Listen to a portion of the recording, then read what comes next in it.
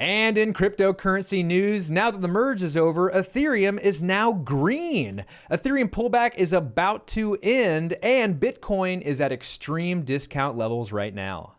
And for our first story, $400 million in liquidations as Ethereum slumps to 2-month low. Well, my tinfoil hat is going on right now because I smell a little bit of market manipulation here, because these exchanges, they're like, oh, wow, look at that, $400 million in longs because people think the price is going to go up. Well, maybe we could just dump the price and then liquidate all of those longs. And then when people think the sky is falling and Ethereum's going to zero and they stack up on shorts, well, then we'll just buy back all that Ethereum we sold, pump the price up, and liquidate those shorts as well. So it's a fun little game of math they're playing where they're just trying to steal as much as your money as they possibly can because everyone thinks they can figure it out. Everyone thinks they know where the market's going to go, but it's not you. It's not the individuals. It's the big money marketplaces who have hundreds of millions of dollars and complete control over the marketplace. Those are the ones who really know where the market's going to go. So don't pretend like you have it all figured out. Just remember that there are larger whales playing this game, and I just feel bad. Let's have a little moment of silence for the $400 million in fools who will not be able to buy a iPhone 14 this Christmas. I'm feeling bad for those guys. But the exchanges are doing pretty well. So hip hip hooray to you guys. Get forked. Ethereum proof of work forks fall 66% in just days. Guys, it was a buy the rumor, sell the news event. And now that we're through the merge, we can just look at the charts and be like, yeah, another textbook buy the rumor, sell the news event. And this proof of work token was never going to do well in the first place because it's missing all the great stuff that makes Ethereum Ethereum. It doesn't have the NFTs. It doesn't have the play to earn ecosystem. It doesn't have the rabid, enthusiastic community of Ethereum maxis backing it up every single day. And so the proof of work token is going to be kind of a stinker, just like Ethereum Classic is a little bit of a stinker when you compare it to Ethereum Pure or whatever we're going to call it. But yeah, guys, I don't think it's a good time to be stacking up on this right now. Wait until it finishes dumping, which might not be for a little while. And it might not start going up until everything goes up. It might be the last of the tokens to start seeing green candles. Just keep that in mind. Investors withdraw ETH holdings despite a successful Ethereum merge. Guys, it went well. It worked. The merge worked. There's no bad news. The software went through without a hitch. It's just all of these people who want to make a quick buck were like, oh, dang it, I didn't get 1,000x gains after the merge happened. Well, I'm panic selling, and I'm going to see if I can time the market and buy at a lower price, and then I'll be the winner. But guys, just like with the $400 million in liquidations in the previous article, don't pretend like you have it all figured out. You know what I'm saying? Like, don't think you're smarter than the market. Don't think you're good enough that you're going to time the market. You're going to get a new bottom. What's actually going to happen is you're going to sit with money on the sidelines, be too busy watching the Super Bowl or whatever it is that distracts you. And while your back is turned, the price will rally, and you actually end up having to buy back your tokens at a loss because it's just missed opportunity.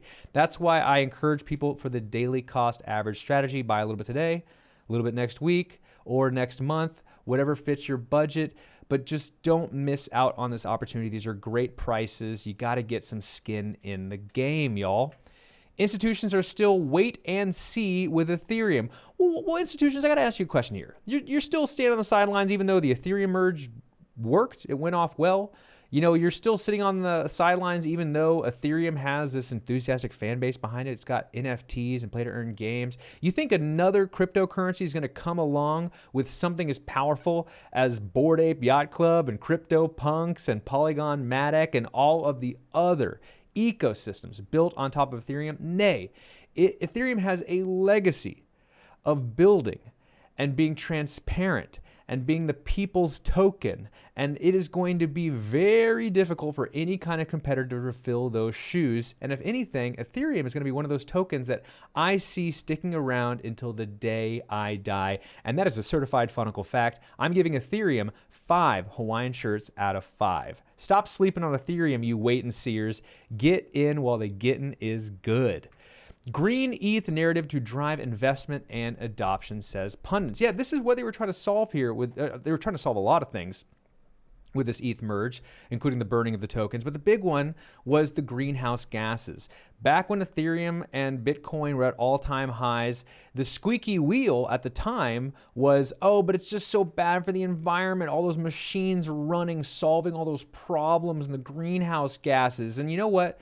They were right. They were right.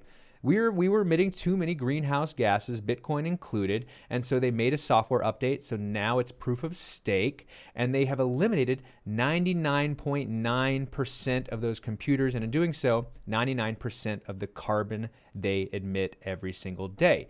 And so this is what will be the catalyst for the next all-time high rally. So whenever people want to poo-poo Ethereum, they're going to have one less argument in their arsenal.